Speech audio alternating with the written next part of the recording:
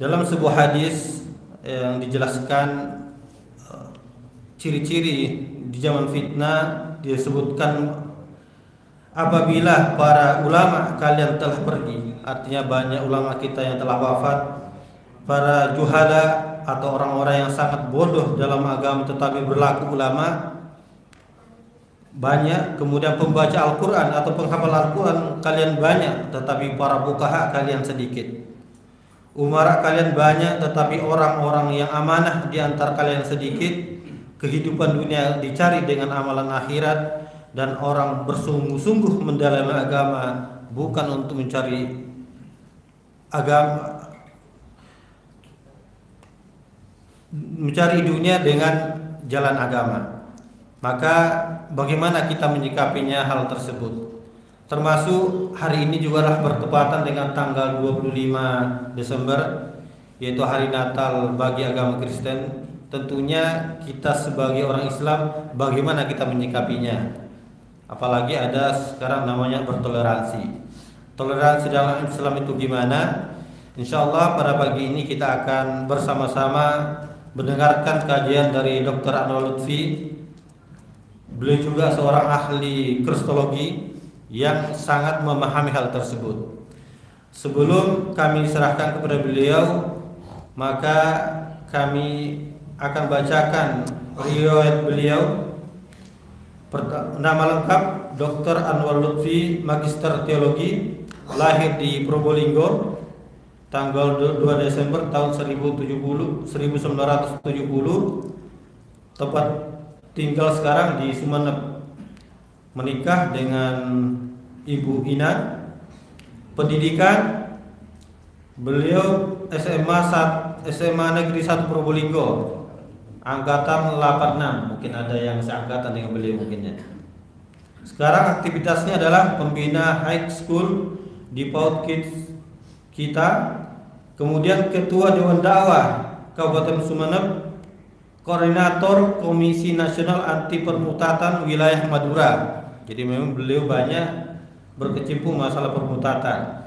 Kemudian pembina Yayasan Pendidikan dan Dakwah Iftitah Nurul Islam Sumeneb.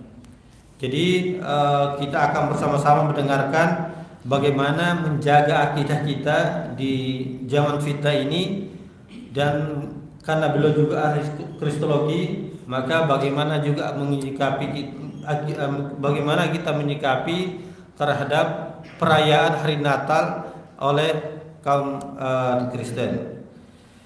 Mungkin itu kepada Ustadz Lutfi kami persilahkan. Tapi sebelumnya, seperti pada agenda-agenda sebelumnya, setelah ceramah kita nanti akan ada pembagian dompres, pembagian hadiah, kemudian setelah itu kita lanjutkan dengan sarapan dan pembagian sayur mayur. Mungkin itu, tanpa memperpanjang kalam, kepada Al-Ustadz Dr. Anwar Lutfi kami persilahkan.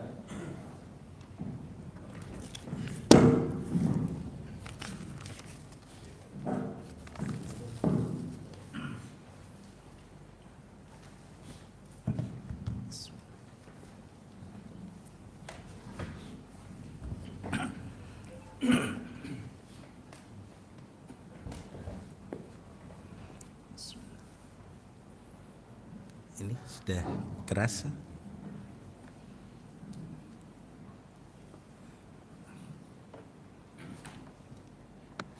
Bentar ya. Biar enak.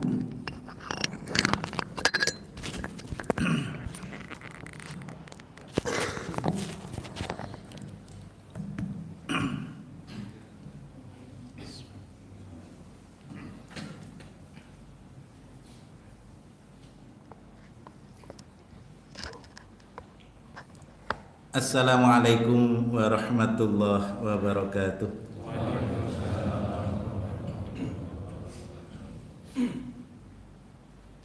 Bismillahirrahmanirrahim.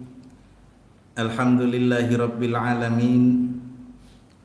Hamdan yuafi ni'amahu wa yukafi mazidah. Ya Rabbana lakal hamdu kama yanbaghi li jalali wajhika wa azimi sultanik. Asyhadu an la ilaha illallah wahdahu la syarikalah wa asyhadu anna Muhammadan abduhu wa rasuluh. Allahumma salli ala Muhammad wa ala ali Muhammad kama sallaita ala ali Ibrahim wa barik ala Muhammad wa ala ali Muhammad kama barakta ala ali Ibrahim innaka Hamidum Majid. Qala Allah Ta'ala fi kitabihil karim, a'udzu billahi minasy syaithanir rajim. Ya ayyuhalladzina amanu taqullaha haqqa tuqatih wa la tamutunna illa wa antum muslimun. Al-ayah. Wa qala aidan, a'udzu billahi minasy syaithanir rajim. Qul huwallahu ahad, Allahus samad, lam yalid wa lam yulad wa lam yakul lahu kufuwan ahad.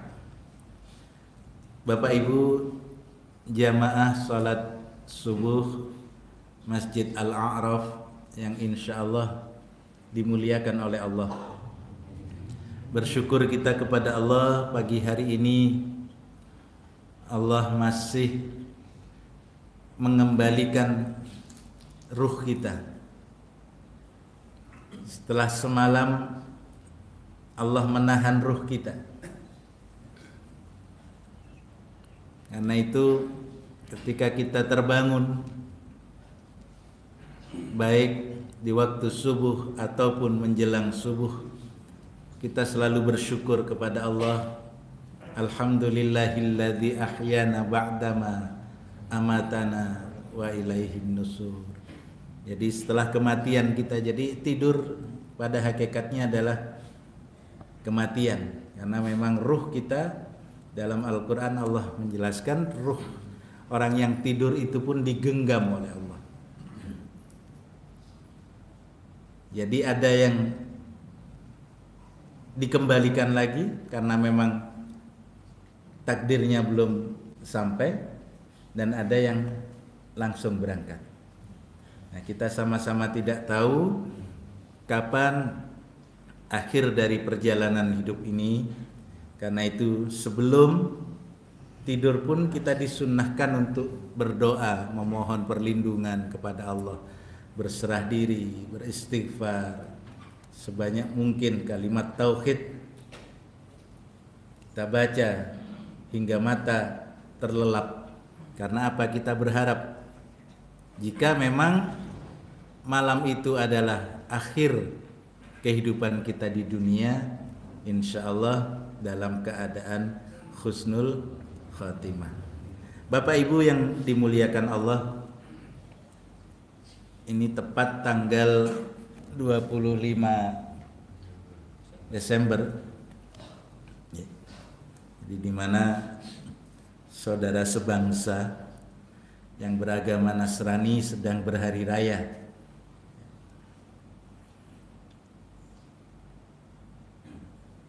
Jadi tema yang diangkat pada pagi hari ini apa? Menjaga akidah di zaman yang penuh dengan godaan, yang penuh dengan ujian, penuh dengan cobaan, penuh dengan fitnah, penuh dengan ghaswul fikr, berbagai macam upaya untuk menghanyutkan akidah kita, Pak, ke dalam arus permainan orang-orang kafir.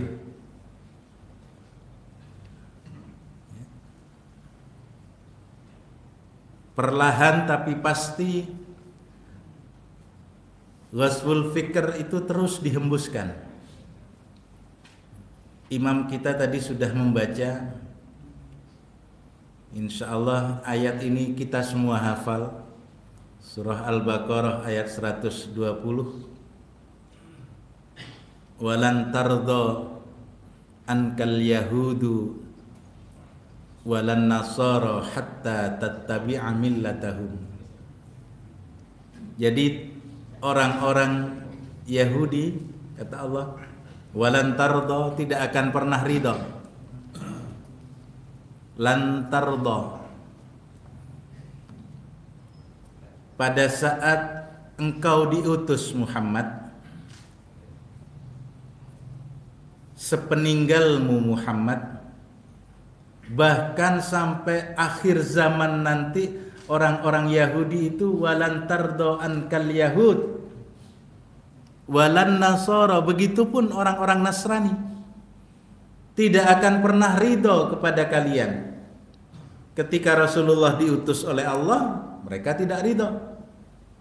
Sepeninggal Rasulullah, mereka pun tidak ridho melihat umat Islam ini terus berkembang, terus mengikuti ajaran dari Rasulullah Muhammad sallallahu alaihi wasallam. Apa sebabnya? Penyebab yang pertama sebetulnya karena hasad, karena iri. Jadi awal dari tidak ridhonya Yahudi itu adalah karena iri kepada kenabian Muhammad sallallahu alaihi wasallam. Nah, kalau Nasrani ini makmum, Pak. Mereka bermakmum kepada Yahudi.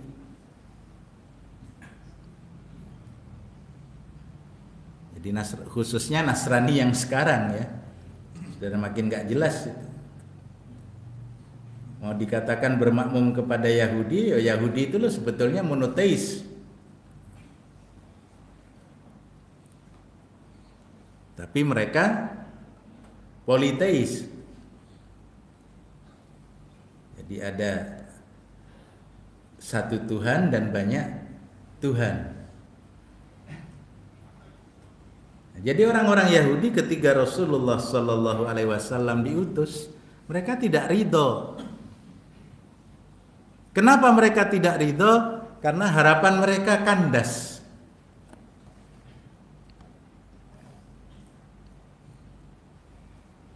Orang-orang Yahudi ahlul kitab diikuti oleh Nasrani, harapan mereka kandas. Dalam angan-angan mereka, dalam bayangan mereka, juru selamat dunia itu adalah keturunan Bani Israel. Karena itu mereka terus berharap bahwa Mesias ini nanti akan turun dari keturunan Israel saja, bukan dari luar Bani Israel. Juru selamat dunia, Nabi yang dijanjikan, sang penyelamat, sang pembawa ke dalam segala keselamatan, itu harus berasal dari keturunan Israel, bukan dari luar bangsa Israel. Kita kan sering membaca Israel ya Pak di dalam Al-Quran. Ya Bani Israel dzkuru nikmati allati an'amtu alaikum wa aufu bi ahdi ufi bi ahdikum wa iyaya farhabun. Siapakah Israel itu?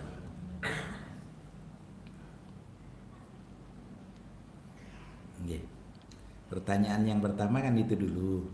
Jadi kita sering baca ya Bani Israil dzkuru ni'mati allati an'amtu 'alaikum wa anni faddaltukum 'alal 'alamin. Siapa sih Israil itu? Dalam? Nggih? Ya.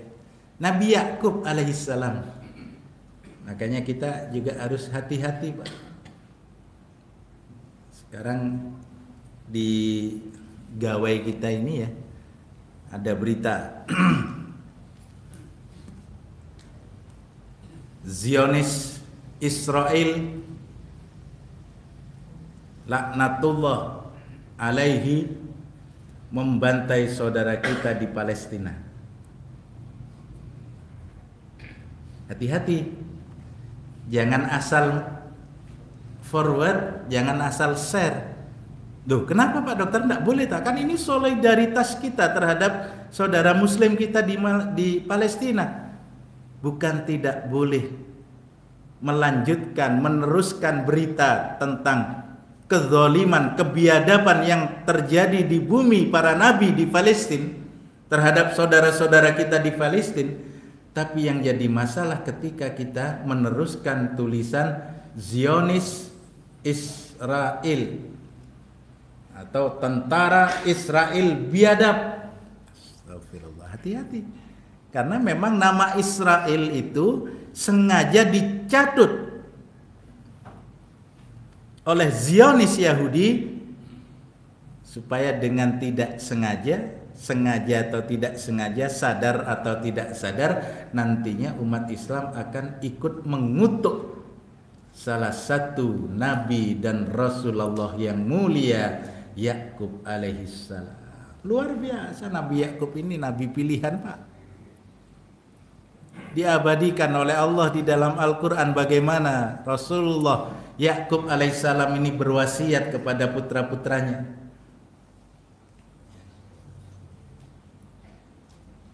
Dan ingatlah ketika Yakub hampir mendekati kematian. Am kuntum syuhada'a idh hadara Ya'qubal maut idh qala li banihi ma ta'buduna min ba'di. Tidakkah kalian memperhatikan ketika kematian menghampiri Yakub alaihissalam? Beliau berwasiat, bertanya kepada putra-putranya, wahai anak-anakku, ma ta'buduna min ba'di. Kalau bapak mati nanti nak, apa yang akan kamu sembah?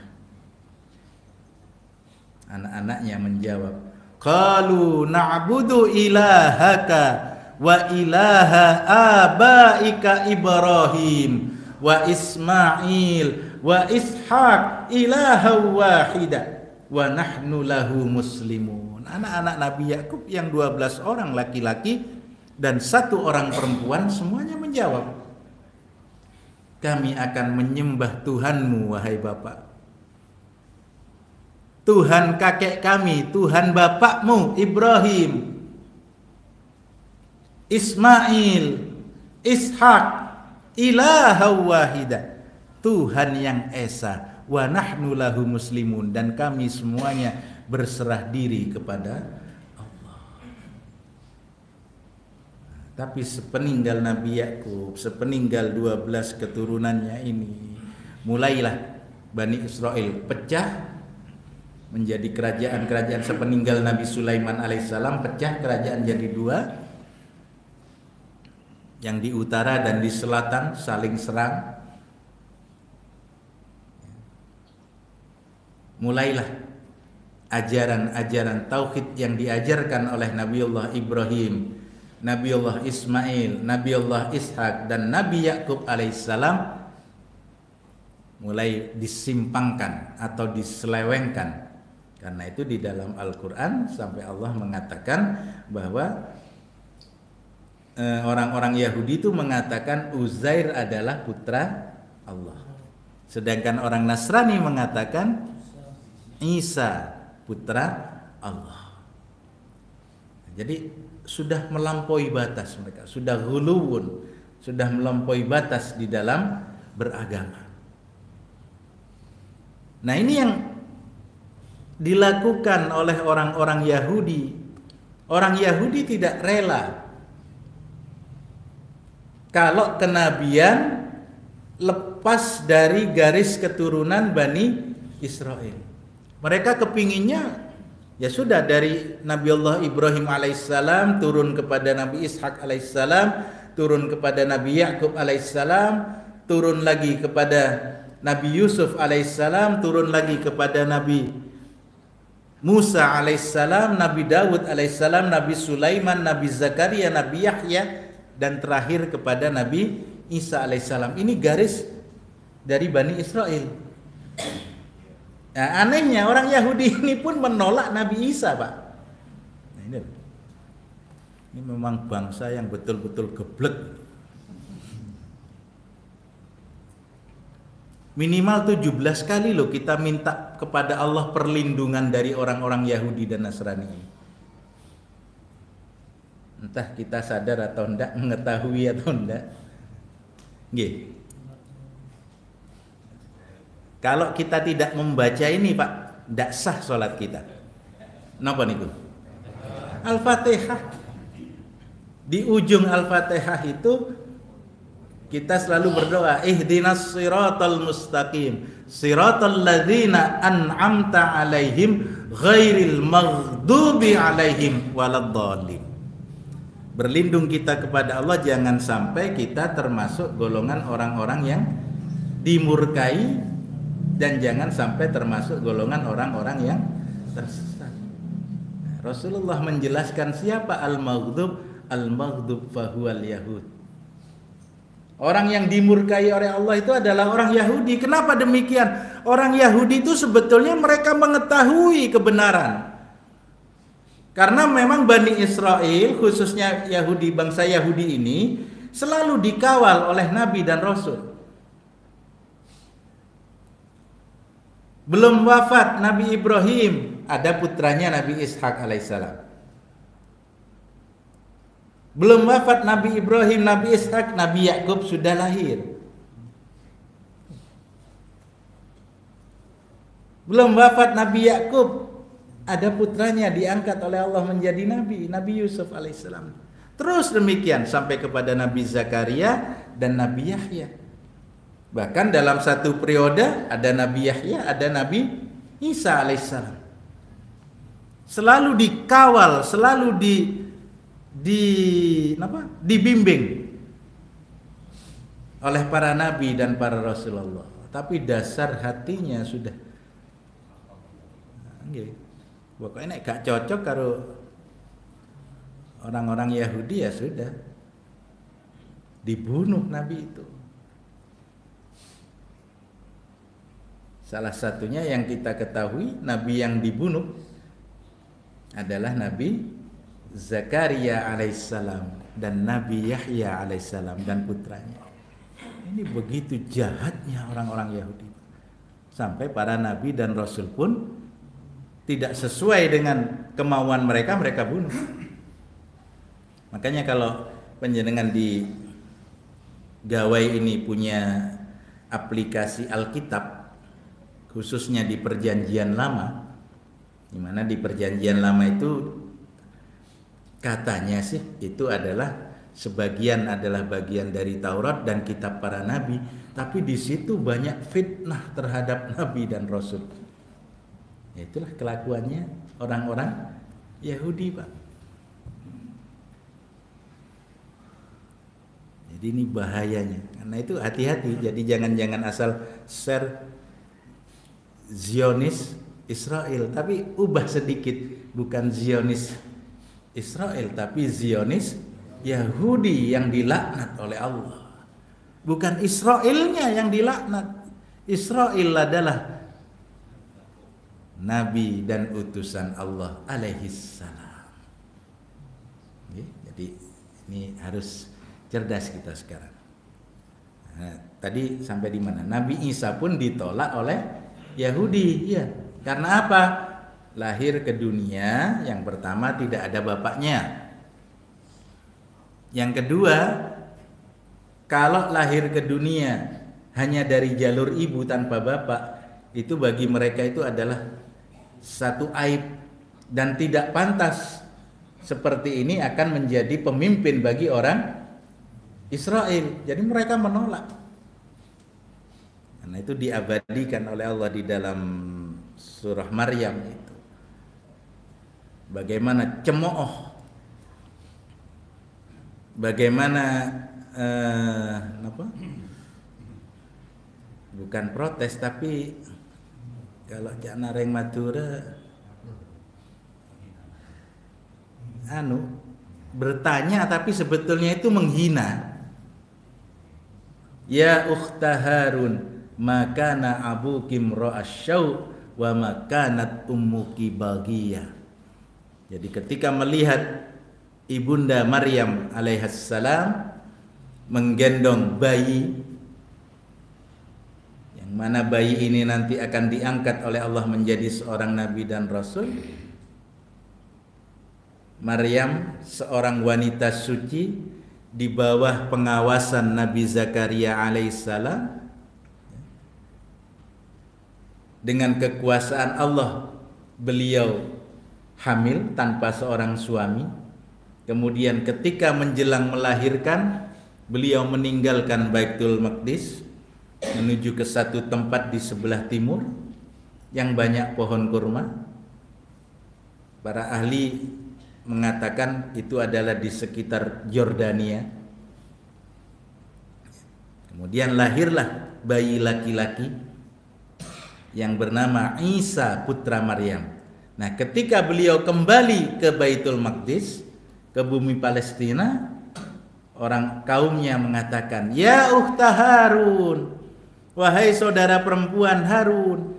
Kenapa Maryam dipanggil dengan ya ukhta Harun? Karena kesolihan Maryam sama seperti solihnya saudara perempuan Nabi Harun alaihissalam, yaitu Miriam. Jadi Nabi Musa punya kakak namanya Harun alaihissalam, punya kakak perempuan namanya Miriam.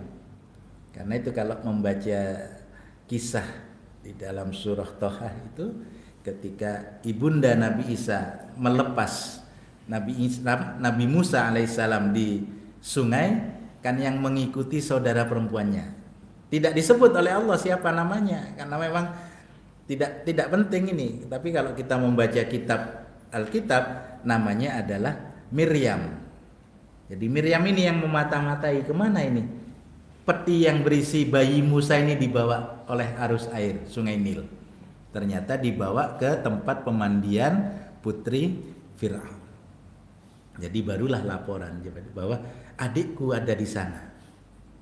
Jadi ini semuanya adalah karunia dari Allah, mukjizat dari Allah, diselamatkan dengan cara Allah. Bagaimana bayi laki-laki yang waktu itu harus dibunuh, tapi Allah selamatkan bayi Musa justru berada di dalam keluarga Fir'aun, dibesarkan oleh Fir'aun yang nantinya akan menjadi nabi dan rasul yang akan menjatuhkan Fir'aun. Jadi karena solihahnya Maryam sama dengan Miriam, saudara perempuan Nabi Harun itu, sehingga orang-orang Bani Israel mengatakan kepada ibunda Nabi Isa, "Ya ukhta Harun, wahai saudara perempuan Harun, wahai wanita yang solihnya sama seperti saudara perempuan Harun, makana abuki mro'asyau, bagaimana kamu bisa seperti ini? Bapakmu itu loh bukan seorang yang jahat. Wa makanat ummuki baghiyah, ibumu pun bukan seorang pelacur, bukan seorang pezina. Kok bisa bapakmu tidak jahat, ibumu bukan pezina, lah kamu kok bisa punya anak tanpa seorang suami?" Maryam tidak menjawab, tapi beliau berisyarat, fa'asyarat alai, menunjuk kepada bayi yang beliau bawa. "Ojo takon nang aku, takono nang bayiku iki." Dengan izin Allah, bayi yang masih dalam buayan menjawab, "Aku adalah utusan Allah." Nah itu sudah seperti itu aja tidak percaya masih Pak. Orang Yahudi ini Pak. Sudah banyak mukjizat. Karena memang bayi ini lahir tanpa bapak. Nah kalau sekarang juga banyak bayi lahir tanpa bapak.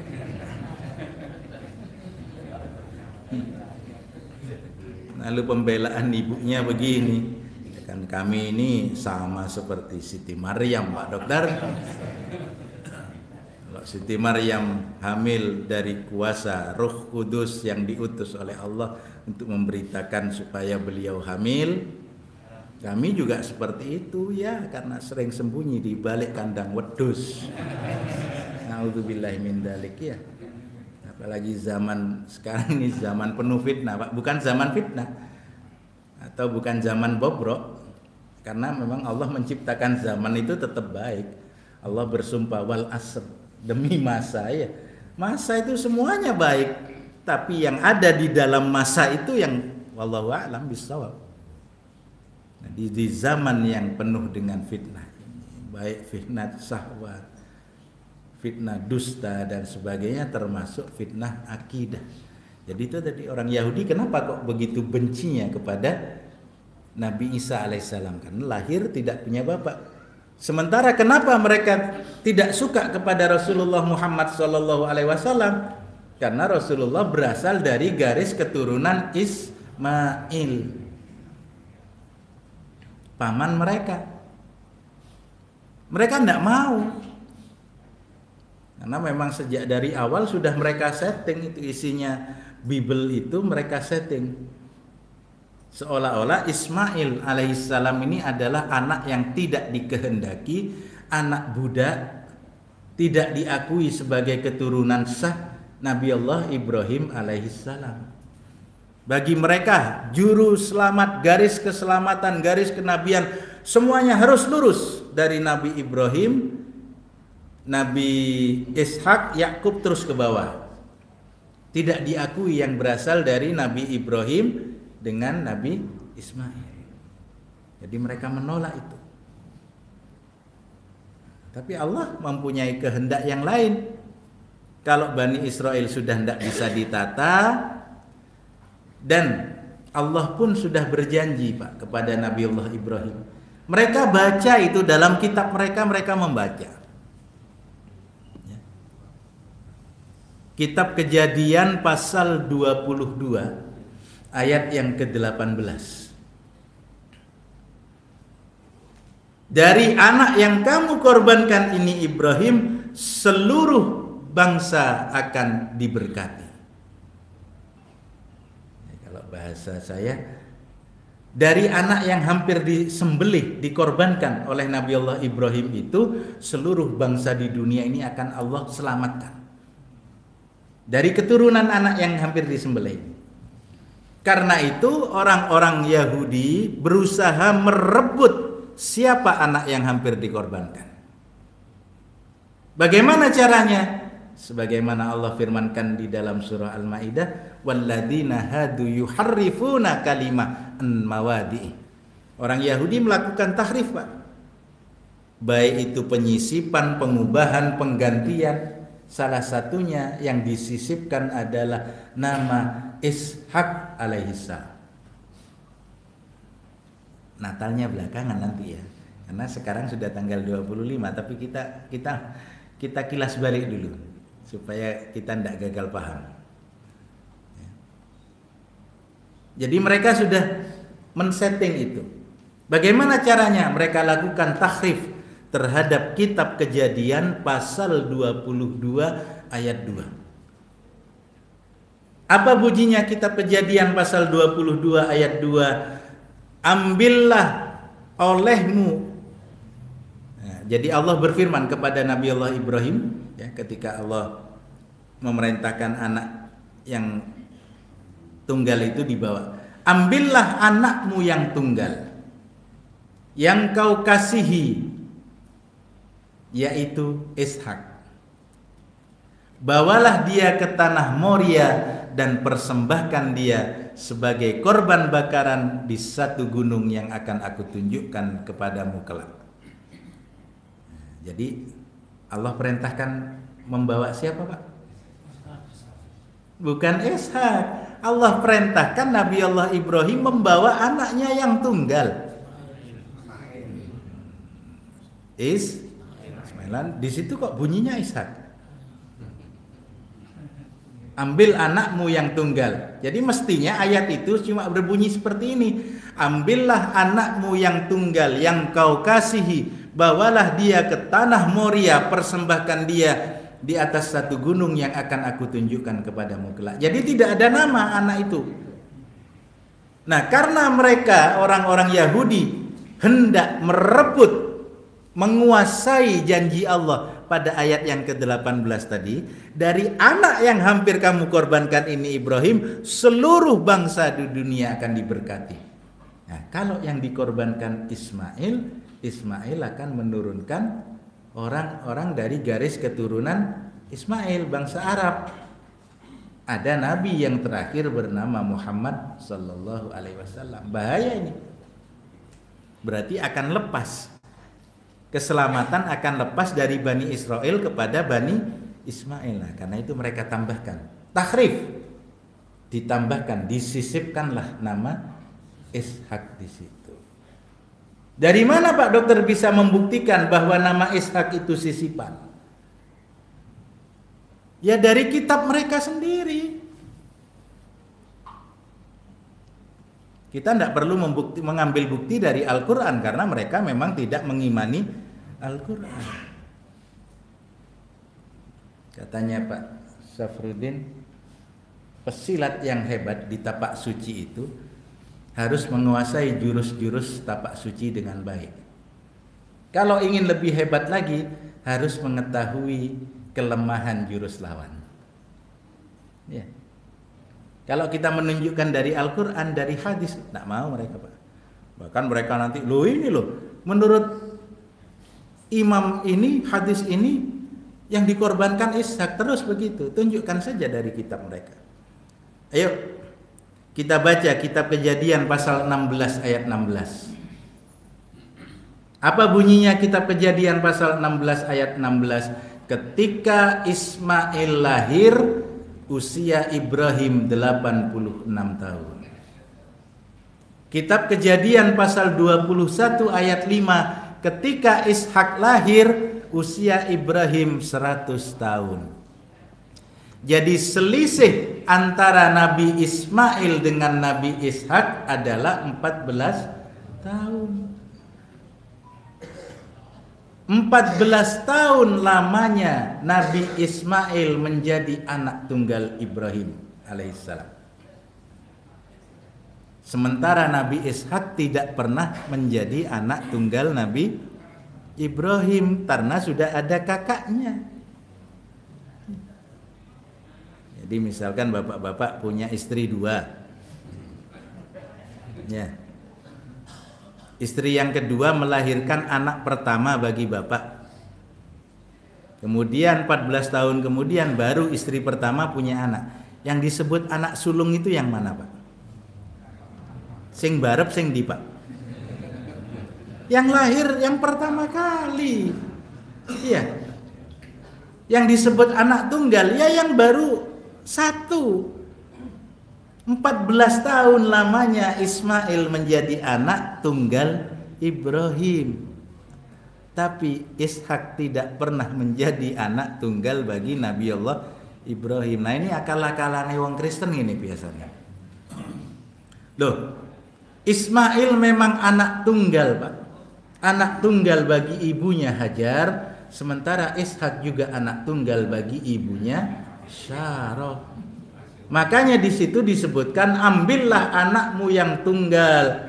Jadi tidak keliru Alkitab itu mengatakan ambillah anakmu yang tunggal yaitu Ishak. Karena memang Ishak ini anak tunggal bagi ibunya Syarah. Mas, lulus sekolah di sampean itu? Nggak usah tinggi-tinggi Pak, anak SD kelas 6 insya Allah sudah tahu itu Pak.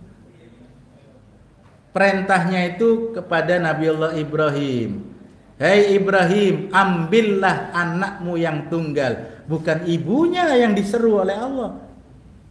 Kalau misalkan yang diseru, hai Syarah, ambillah anak tunggalmu Ishak, itu benar. Nggih. Kalau yang dipanggil oleh Allah, yang diperintahkan itu ibunya, itu benar. Ishak itu benar, anak tunggal bagi Syarah. Tapi yang dipanggil oleh Allah adalah Ibrahim. Hai Ibrahim, ambil anakmu yang tunggal. Tutuk sing tunggal ya akeh. Anak yang semata wayang, yang satu-satunya anak yang dimiliki oleh Nabi Allah Ibrahim itu adalah Ismail. Justru dengan dikasih Ishak itu berlebihan, bahkan salah itu. Makanya Al-Quran itu tanpa nama. Rabbi habli minas solihin wa basyarnahu bi gulamin halim.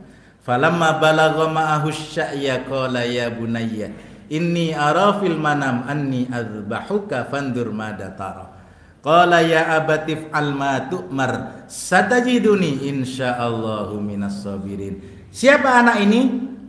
No name, tidak ada nama. Baru pada ayat 112 Allah menyebutkan wa basyarnahu bi ishaqan nabiyyam minas shalihin. Jarene wong Kristen Hamran Amri laknatullah alaih, karena memang mati dalam keadaan murtad Pak. Si Hamran Amri bukan hanya sekedar murtad, tapi dia merusak dari dalam. Jadi katanya Hamran Amri, ya, sampai mana tadi? Ketika ayat 112, wa basyarnahu bi ishaq nabiyyam minas shalihin. Ini loh. Jadi yang dikorbankan itu adalah Ishak, karena ayat ini wa basyarnahu bi ishaq. Aku beri kabar gembira dengan Ishak. Jadi setelah anak ini diselamatkan dari pengorbanan, baru diangkat oleh Allah menjadi nabi dan rasul. Dan itu diamini Pak, diikuti sampai sekarang. Itu banyak pendeta di YouTube pada kebakaran ketika saya membahas masalah siapa anak yang dikorbankan oleh Ibrahim. Ada yang mengatakan Dr. Lutfi kristolologi. Saya ditolol-tolol. Lebih tolol kamu dibandingkan saya, Mas. Ya. Setolol-tololnya manusia itu tidak akan pernah menyembah Tuhan yang mati dibunuh oleh manusia. Iya tak?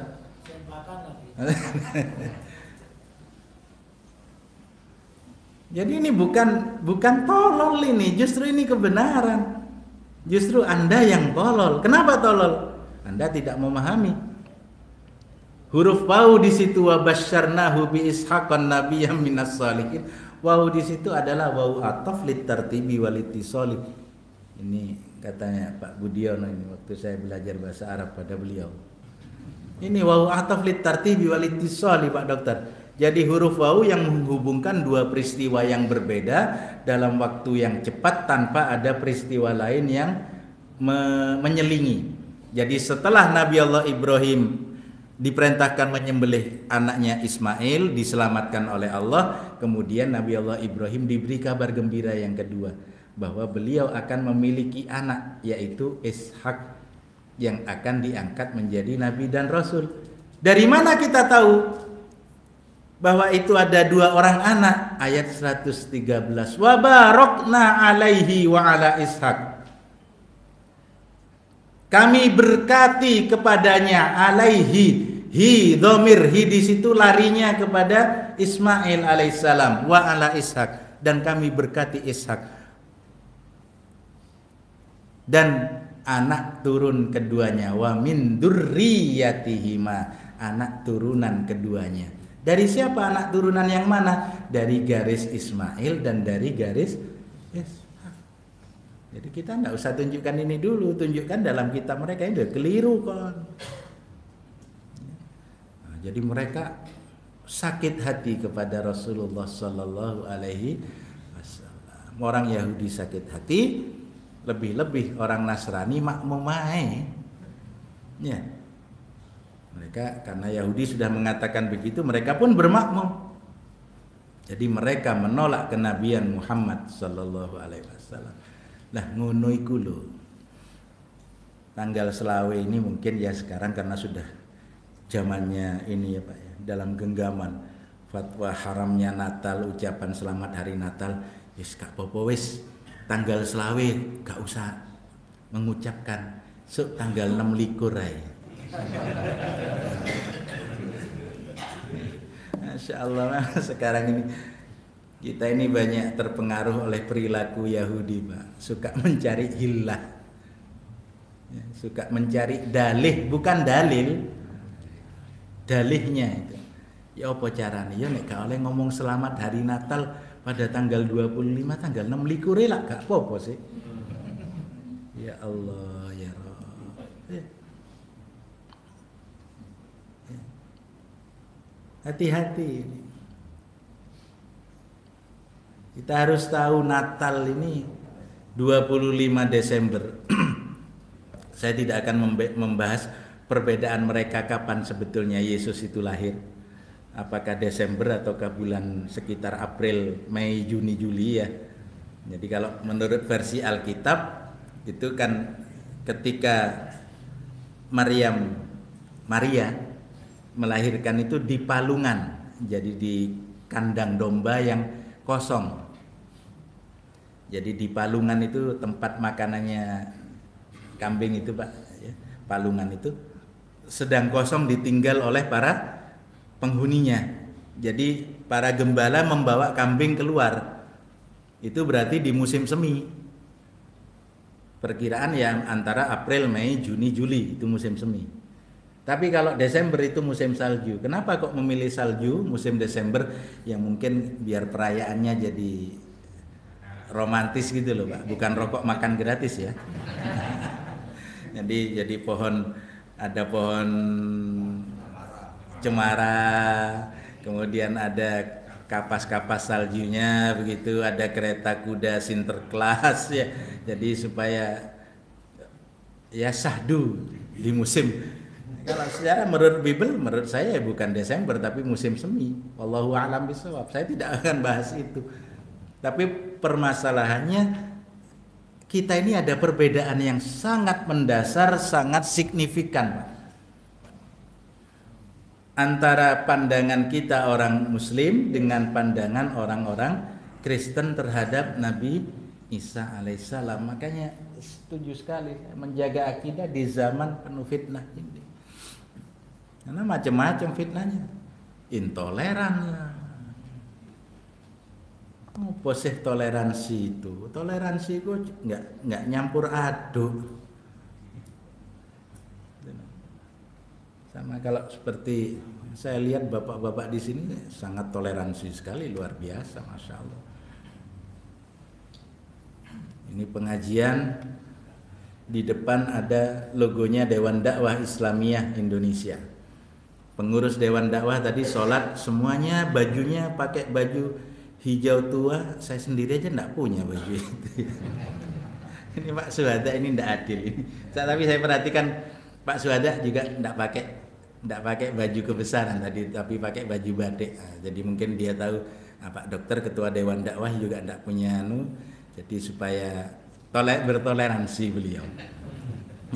Jadi ada yang pakai baju Dewan Dakwah, ada yang pakai baju putih, ada yang pakai baju batik, ada yang pakai gamis, ada yang sarungan. Ayo, ada yang saling musik enggak di sini tadi? Sing sarungan ngomong nang sing celonoan, sembayang kok celonoan. Waktu subuh habis ya. Nggih, ini kan berarti sudah terbit, nggih. Ada enggak yang sarungan terus nyolek awakmu sarungan apa celonoan gak sah sembayangmu ning kono ning mburi. Sing batikan ya ngono, ditolet karo sing gamisan putih. Salat itu sebaik-baiknya dengan baju putih. Batik-batik koyo ngene mlebu masjid nggarakno gak sempurna sembayang boleh ngelamun. Gak sah, ora ngono. Tapi kita semuanya tidak ada yang saling itu toleransi, Pak. Jadi tidak saling mencampuri, lakum dinukum waliyadin itu kalau bahasa Al-Quran. Bagimu agamamu, bagi kami agama kami. Mereka sendiri tuh loh ndak suka kalau kita datang mengucapkan selamat hari Natal. Kenapa? Terganggu. Bukan hanya terganggu, kedatangan kita itu menyebabkan laknat bagi mereka. Loh, ini bunyi kitab suci mereka loh. Saya bacakan ya. 2 Yohanes pasal 1 ayat yang ke-10. Jikalau seorang datang kepadamu dan dia tidak membawa ajaran ini. Jadi ajaran yang diajarkan oleh si Yohanes dan si Paulus, janganlah kamu menerima dia di dalam rumahmu dan janganlah memberi salam kepadanya. Jadi mereka dilarang menerima orang yang berbeda ajaran di dalam rumahnya. Tidak boleh memberi ucapan salam kepada orang di luar agama mereka. Kenapa demikian? Sebab barang siapa memberi salam kepadanya, ia mendapat bagian dalam perbuatannya yang jahat. Masya Allah, dianggap jahat, Pak. Jadi kita masuk rumah mereka tidak boleh. Mereka tidak boleh memberikan ucapan salam, tidak boleh membalas salam kita. Kalau itu mereka lakukan, sama saja jahatnya kamu dengan mereka. Jadi kita ini menurut mereka juga kafir, sebagaimana mereka kita memandang adalah kafir. Orang-orang Kristen sekarang mengatakan jangan gampang kafir-kafir lah. Kami ini sakit hati kalau dikafirkan. Loh, ini kitabmu itu loh kayak kata-kata kafir. Cuma yang kadang ironis itu yang protes itu orang Islam. Janganlah ngomong kafir kepada mereka, non muslim itu loh. Lebih kasar non muslim itu. Justru kafir itu lebih halus. Ya. Ya sudah, kalau saya biasa memanggil saudara sebangsa yang masih kafir.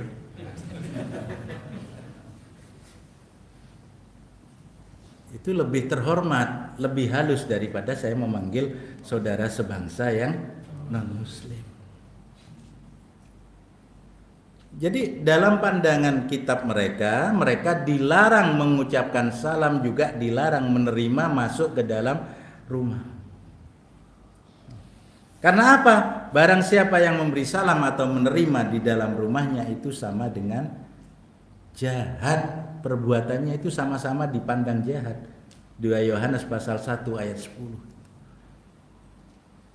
Jadi kalau kita memberikan ucapan salam selamat kepada mereka, kita terkena hukum. Karena kita dengan mereka berbeda. Mereka memandang Nabi Isa itu sebagai Tuhan atau anak Tuhan. Kalau kita memberikan ucapan selamat atas kelahiran anak Tuhan atau kelahiran Tuhan, kita terkena. Surah Al-Maidah 72 ya. Laqad kafarul ladzina qalu innallaha huwal masih ibnu Maryam. Bukan saya yang ngomong. Niku Gusti Allah. Sungguh teramat sangat kafir sekali orang yang mengatakan bahwa Allah itu adalah Isa putra Maryam. Tidak cukup sekali, diulangi lagi oleh Allah di ayat ke-73. Laqad kafarul ladzina qalu innallaha salisu salasa. Sungguh teramat sangat kafir sekali orang yang mengatakan Allah itu satu di dalam tiga atau tiga di dalam satu, 3 in 1. Ada kopi, ada creamer, ada gula, ada sampo, ada conditioner, ada pelembut. Tidak main-main. Dibacakah oleh imam kita tadi akhir surat di penghujung surah Maryam. Hampir-hampir langit ini pecah, bumi ini terbelah, gunung-gunung hancur. Kenapa? Karena ucapan manusia yang mengatakan bahwa Allah punya anak. Nah terus kita masih mau ngotot datang mengucapkan selamat hari Natal. Itu artinya kita menyetujui terhadap akidah mereka, terhadap keyakinan mereka, pandangan mereka bahwa Allah adalah Isa putra Maryam atau Allah punya anak Isa putra Maryam. Dan ini harus dihindari. Justru kita harus mendakwai mereka. Jadi kalau ada saudara kita muslim yang masih tidak rela hati kalau tidak mengucapkan selamat Natal, apa boleh Pak Dokter? Gimana caranya supaya boleh? Niki nah, repot. Anjane pasien niku nggih kados ngoten, Pak. Dokter ngomong, "Aduh ini tensinya tinggi, Pak. Jadi ini kolesterolnya tinggi. Jadi Bapak kurangi ya, kopinya dikurangi ini. Ada tak solusinya Pak Dokter supaya saya tetap bisa ngopi, tetap bisa makan sate?" Saya jawab, ada. Bagaimana caranya? Makan bersama jamaah pengajian ini semuanya. Jadi pesan sate sampean cukup 1 tusuk saja, yang lain serahkan. Insya Allah aman, kolesterol aman, tensi tidak begitu naik. Wah niku kenemenan Pak Dokter. Ada Pak yang begitu itu. Bagaimana Pak Dokter supaya kami ini tetap ya paling nggak abang-abangi lambe lah. Pantas-pantasnya berteman, pantas-pantasnya berkawan dan sebagainya, relasi, supaya kami tetap bisa mengucapkan selamat hari Natal. Wes siap teman, kepingin mengucapkan selamat hari Natal? Iya.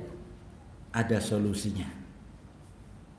Solusinya buka surah Ali Imran ayat 64. Bagaimana Pak Dokter? Datangi mereka baik di rumahnya atau di gerejanya. Syukur-syukur kalau mau datang di gereja, langsung minta waktu pada pendeta, romo dan sebagainya. Romo, mohon izin saya kepingin mengucapkan selamat hari Natal, tapi langsung dari mimbar ya. Apalagi kalau sampean orang besar sebesar saya ini, ya, orang besar, apalagi mau mengucapkan selamat hari Natal, tapi mimbarnya nanti roboh.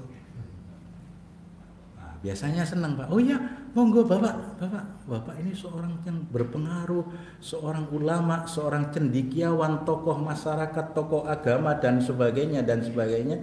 Kami persilahkan kalau mau mengucapkan selamat hari Natal kepada jamaah kami. Langsung sampean munggah. Selamat pagi saudaraku sebangsa setanah air. Di hari Natal ini izinkan saya mengucapkan kepada saudara semua selamat hari Natal, selamat hari lahirnya Isa Al-Masih atau Yesus Kristus alaihissalam, hamba Allah, utusan Allah, Nabi Allah, diutus khusus untuk Bani Israel. Dia bukan Allah, dia juga bukan anak Allah. Ya, kerso ngoten? Itu solusi Pak, win-win solution Pak. Silahkan ucapkan selamat hari Natal, tapi dengan tambahan itu. Kalau tanpa tambahan itu jangan, tetap haram. Tapi kalau dengan tambahan itu wajib sampean. Berani sampean mengucapkan seperti itu, Masya Allah, luar biasa. Karena apa? Anda sudah menjalankan amanat Allah dalam surah Ali Imran. Qul ya ahlal kitab ta'alau ila kalimatin sawa'im bainana wa bainakum alla na'budu illallah wa la nusyrika bihi syai'a wa la yattahida ba'duna ba'dan arbabam min dunillah. Katakan kepada mereka ahlul kitab, hai ahlul kitab, Yahudikah kamu, Nasranikah kamu, ta'alau ila kalimatin sawa, mari kita kembali kepada perjanjian yang sama. Bainana wa bainakum, antara kami dan kalian. Apa perjanjian yang sama itu? Perjanjian di alam ruh dulu. Kita semua alastu bi rabbikum bala syahidna. Perjanjian itu kita ulangi lagi sekarang. Kembali kita kepada janji yang sama, bainana wa bainakum alla na'budu illallah, bahwa kita tidak menyembah kecuali hanya kepada Allah. Wala nusyrika bihi syai'a, dan kita tidak menyekutukan Allah dengan yang lain. Jangan sekutukan Allah dengan Uzair, jangan sekutukan Allah dengan Isa putra Maryam, jangan sekutukan Allah dengan Brahma, jangan sekutukan Allah dengan Siwa, jangan sekutukan Allah dengan Wisnu, jangan sekutukan Allah dengan Siddhartha Gautama, Konghucu dan sebagainya itu. Allah na'budu illallah wala nusyrika bihi syai'a wala yattakhidha ba'duna ba'dan arbaba min dunillah, dan kita tidak membuka peluang untuk saling menuhankan di antara kita. Ini dakwah yang harus kita lakukan. Fa in tawallau, kalau dakwah sudah disampaikan mereka tetap berpaling, tepuk dadamu Mas. Faqulu syhadu bi anna muslimun, saksikan bahwa kami adalah orang muslim. Muslim bertauhid, muslim tidak menyekutukan Allah, muslim tidak ghuluwun, muslim tidak membuka peluang-peluang menjadikan tandingan-tandingan bagi Allah. Sekali Qul huwallahu ahad, Allahus samad, lam yalid walam yulad walam yakul lahu kufuwan ahad, sampai mati pun itu yang akan menjadi akidah dan keyakinan kita. Jangan dicampur, jangan diodak-atik, jangan kayak gaduh-gaduh. Sinkritisme dan sebagainya rusak. Nah, kan pas waktunya, afwan, sudah setengah. Saya sudah perkirakan, sudah lirik sana, panitia sudah mulai. Yang saya lirik itu ternyata sarapan paginya sudah siap Bu, ya. Alhamdulillah. Jadi sudah sampai di sini.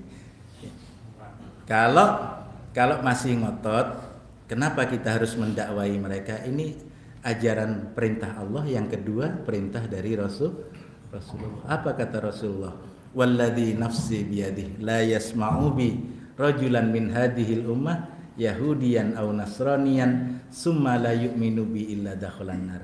Laki-laki dari kaumku ini, Yahudi kah dia, Nasrani kah dia, tidak beriman kepadaku, kata Rasulullah, akan dimasukkan oleh Allah ke dalam api neraka. Mudah-mudahan Allah selamatkan kita, Allah menjaga kita dan keluarga kita, akidah kita dan keluarga kita dari berbagai upaya pemurtatan dan pendangkalan akidah.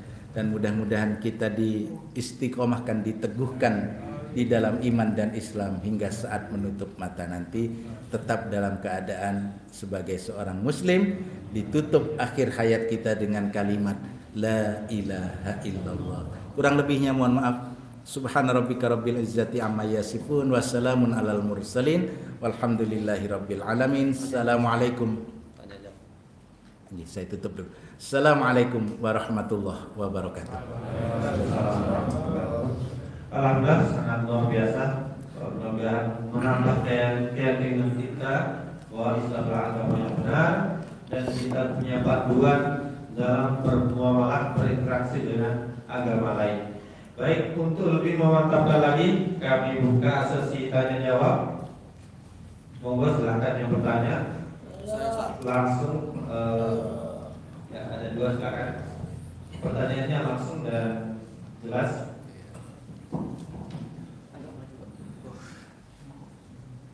Bismillah, Assalamualaikum warahmatullahi wabarakatuh. Waalaikumsalam.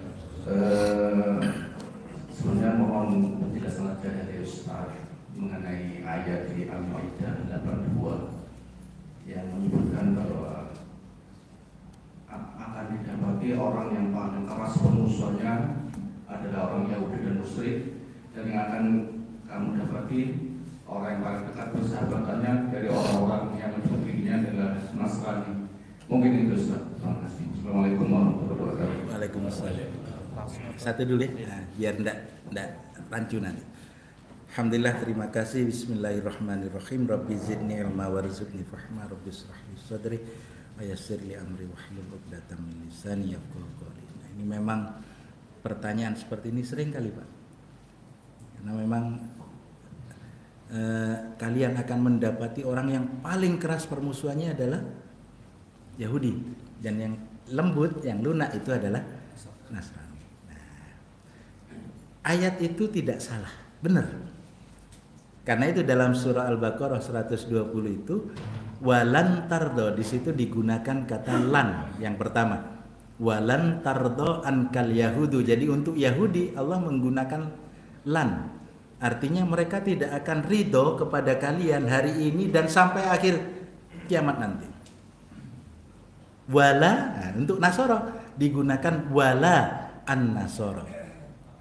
Nah, jadi Nasoro juga benci, tapi mereka lebih ringan kebenciannya dibandingkan Yahudi. Nah, permasalahannya, apakah hari ini masih ada Nasoro itu?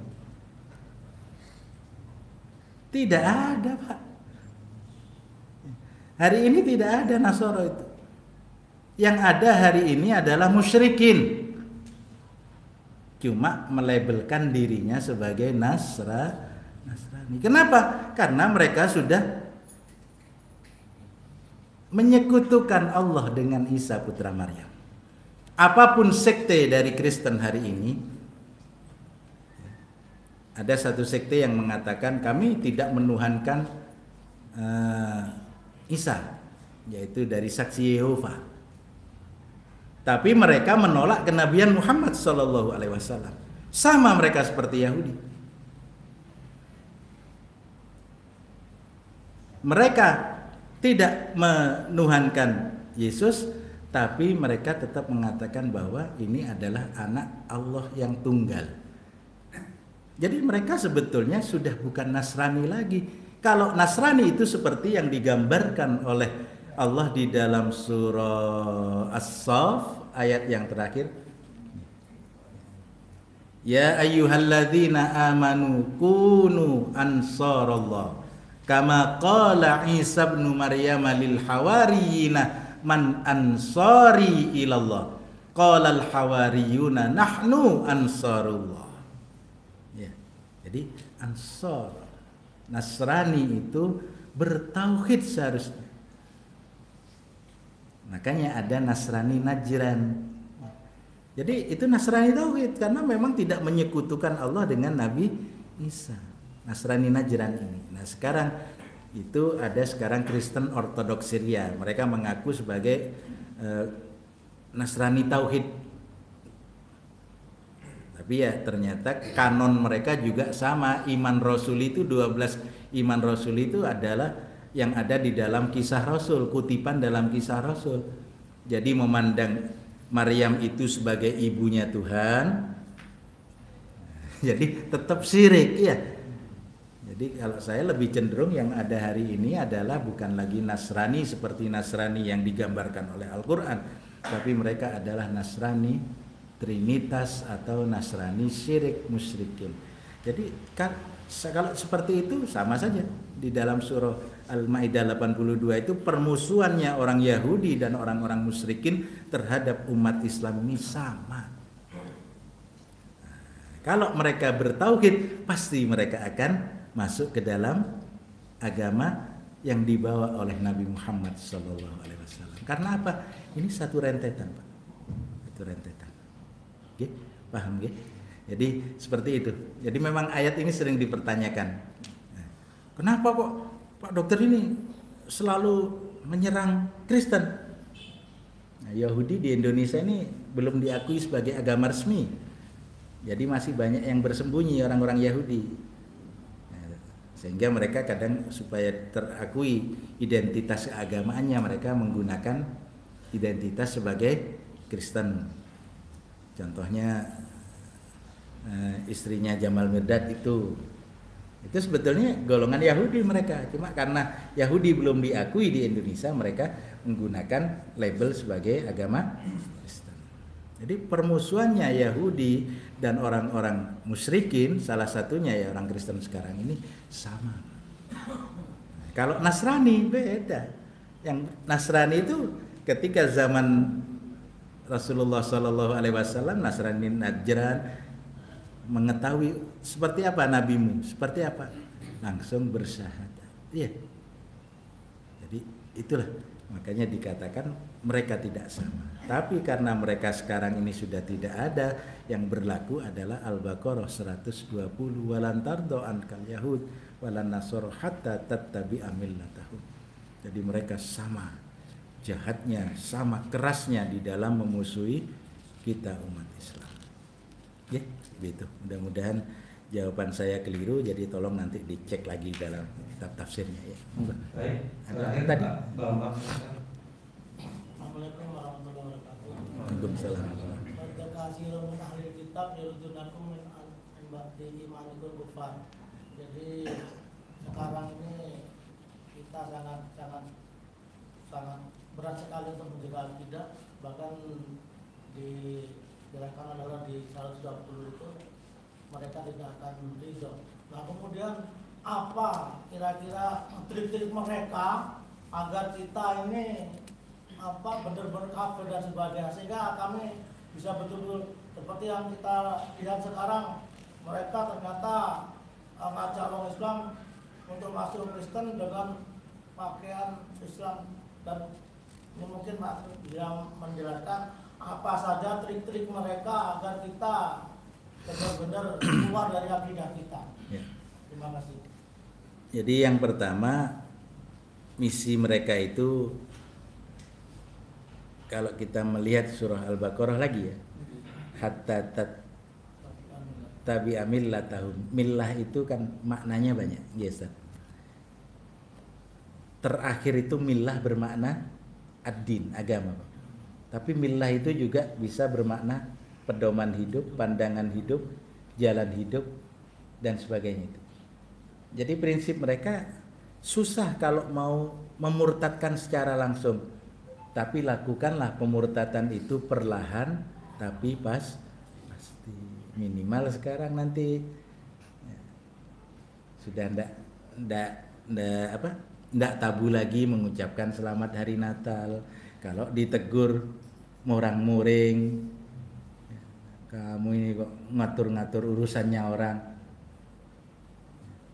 nggak toleran kamu loh. Toleran itu bukan seperti itu. Toleran itu membiarkan mereka beribadah, ya sudah, jangan kita ganggu, ya. Jangan kita ganggu. Itu toleran. Tapi kalau kita mendatangi mereka, itu justru kita intoleran. Jadi itu cara mereka. Nggak apa-apa, nggak keluar dulu, nggak apa-apa dari Islam. Yang penting perlahan tapi pasti ruhnya, ghirohnya sebagai muslim itu hilang. Itu yang pertama. Yang kedua, yang paling berbahaya lagi, cara pemurtatan ini lewat pernikahan. Kalau dulu Pak, salah satu cara untuk memurtadkan itu, wanita-wanita kafir itu rela dinikahi oleh pria-pria muslim dengan harapan satu saat bisa mengkristenkan keluarga itu.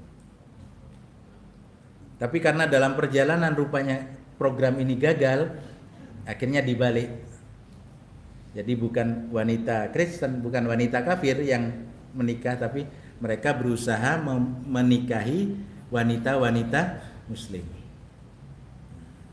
Nah, tapi sekarang sama-sama bahayanya, Pak. Hati-hati. Laki-laki muslim, kalau muslimnya asal saja, digugah sembahyang subuh angel, nanti yang akan terjadi adalah pemancing dilarikan ikan. Ya, hati-hati ibu. Yang paling kuat pengaruhnya itu ibu di rumah tangga. Kalau ada yang meminang anak gadis, jangan hanya sekedar dilihat tampangnya. Ganteng enggak? Ya iya memang ganteng. Harus diperhatikan kepribadiannya, pribadinya. Jadi kalau menurut hadis gimana? Tankihul mar'a li arba. Dinikahi wanita karena 4 hal. Yang pertama, limaliha wali jamaliha wali hasabiha walid diniha. Karena wajah, karena hartanya, karena nasabnya, karena keluarganya, dan yang terakhir karena agamanya. Fatfar biddinik taribat yadak. Cari yang beragama supaya kalian terjaga. Nah, ini kalau dibalik, ya, punya anak wanita, gadis, muslimah, datang si Petrus. Ternyata kepribadiannya bagus, Pak Dokter. Rumah pribadinya bagus, mobil pribadinya bagus, rekening pribadinya bagus. Nah, kan katanya Pak Dokter suruh cari yang kepribadiannya bagus. Akidahnya. Jangan dikasihkan. Sekalipun saya rela untuk bersahadat, hati-hati. Masih banyak Yusuf yang ganteng. Masih banyak Daud Sulaiman yang ganteng, Muhammad Ibrahim yang ganteng, daripada Anda berikan kepada si Petrus dan sebagainya. Kasihan ini pemuda-pemuda muslim yang ganteng-ganteng. Jadi untuk anak perempuan harus lebih hati-hati. Begitupun yang laki-laki, ini sekarang pun harus hati-hati. Apalagi dengan LGBT Q itu. Hati-hati, lebih sulit lagi sekarang menjaga anak pria, Bu. Nanti alasannya, sudahlah ayah, ibu, mama, papa, dia memang sekarang masih kafir, tapi Ananda akan jadikan dia seorang muslim. Lah wong kono ngaji gak gelem, maca Quran ae ra iso. Ya apa caramu? Nanti awakmu sendiri yang akan dibawa lari oleh ikan. Jadi kalau bisa jangan sampai terjadi pernikahan beda agama. Ya, jangan terjadi beda agama. Carilah yang seakidah demi menyelamatkan keluarga kita, ku anfusakum wa ahlikum, dan keluargamu dari api neraka. Ya, kalau memang takdirnya kodoknya itu memang kita punya pasangan hidup di luar muslim, kita berdoa kepada Allah mudah-mudahan qadarnya nanti takdirnya yang non muslim tadi masuk menjadi muslim. Ya, kalau masih jangan. Itu yang paling bahaya ya. Jadi 2 itu saja. Kalau yang lain terlalu banyak nanti. Oke, satu lagi pertanyaan. Sudah siang, kasihan yang kelaparan. Oke, monggo Mas. Jangan itu sudah gini-gini. Oh, iya. Sakno. Ya, tidak mengucapkan selamat Natal tapi memakai atribut Natal seperti topi, Tunggale Mas. Jangan. itu sama dengan di Gending itu ada pabrik Sasa, di mana Tongas itu ada pabrik Miwon ya, Sami Mawon itu ya. Nah, jadi sudahlah, lepaskan semuanya itu, jadilah seorang muslim yang sejati ya. Jangan muslim yang abu-abu, apalagi muslim yang kelam-kelabu ya. Mudah-mudahan kita semuanya diselamatkan oleh Allah, diberi hidayah dan taufik, diteguhkan iman dan Islam kita hingga akhir hayat, dan dirahmati oleh Allah kita bersama keluarga nanti berada di dalam jannah. Kurang lebihnya mohon maaf. Assalamualaikum warahmatullahi wabarakatuh. Waalaikumsalam. Baik, jemaah sekalian, salam agenda lagi yang kita akan lewati. Insyaallah akan ditutup doa oleh Ustaz nanti, dan sebelumnya kita akan selain ada terus lagi sarapan dan bagian sayur, dan sebelumnya kita dengarkan sambutan dari ketua Dewan Dakwah pada Dr. Haji Sudada Fikri kami persilakan.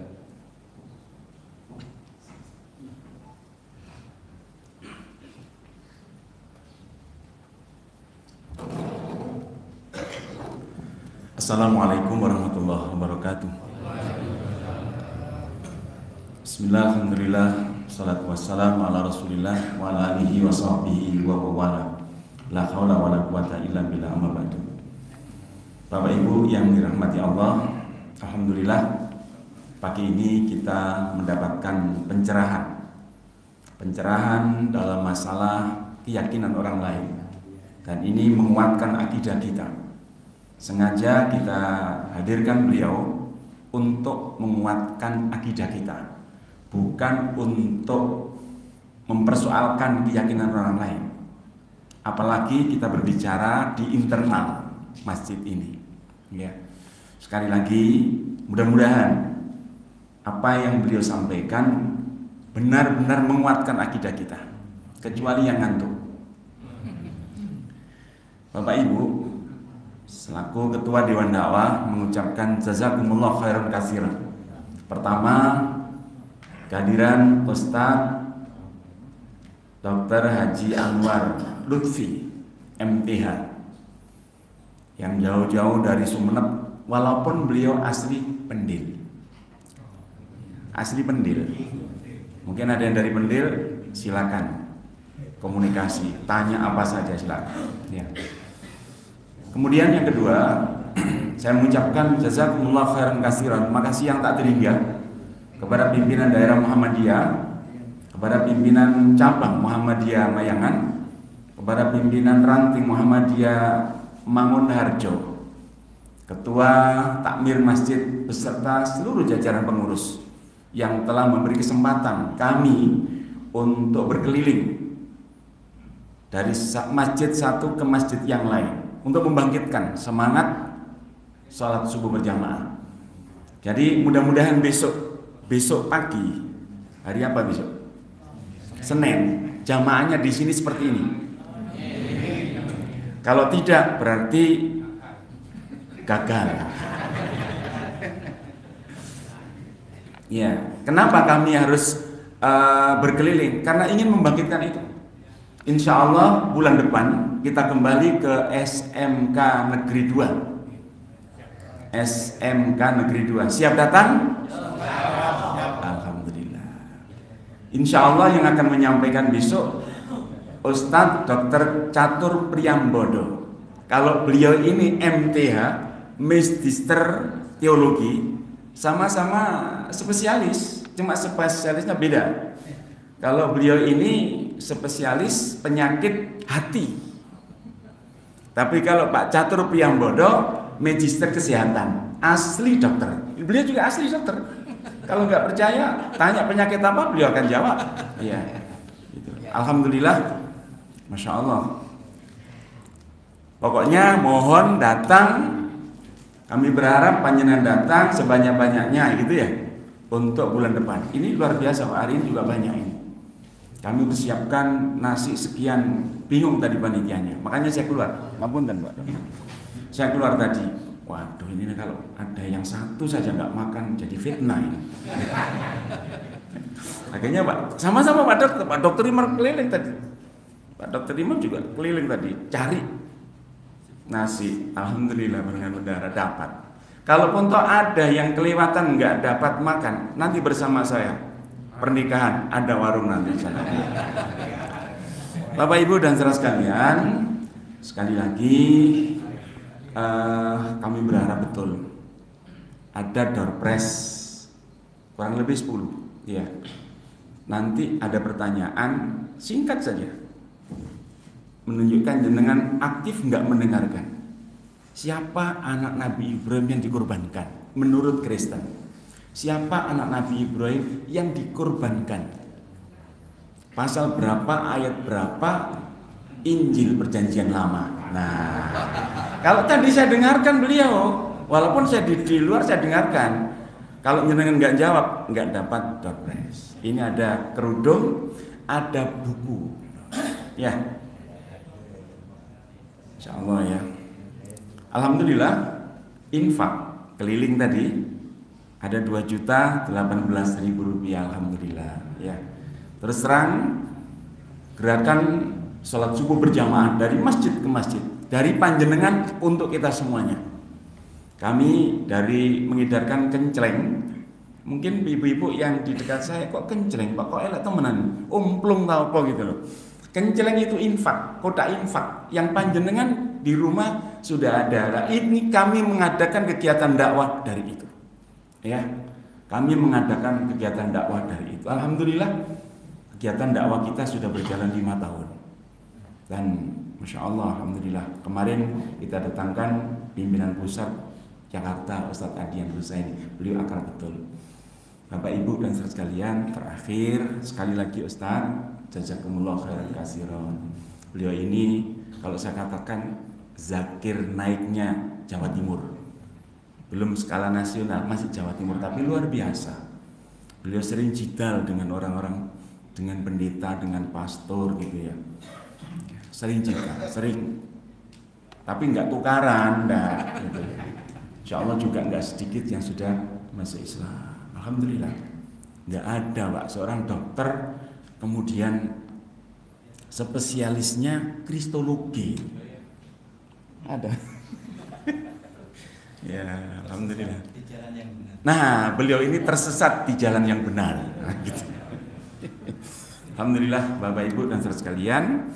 Saya kira itu, sekali lagi mudah-mudahan acara ini diberkahi oleh Allah SWT. Mudah-mudahan ilmu yang beliau sampaikan bermanfaat ya. Dan saya berpakaian ini tidak pakaian batik karena saya dikritik ya. Saya rubah pakaian batik, saya tak taruh di sana, dikira saya nggak toleran. Ini toleran ya. Sekian, billahi taufiq wal hidayah. Assalamualaikum warahmatullahi wabarakatuh.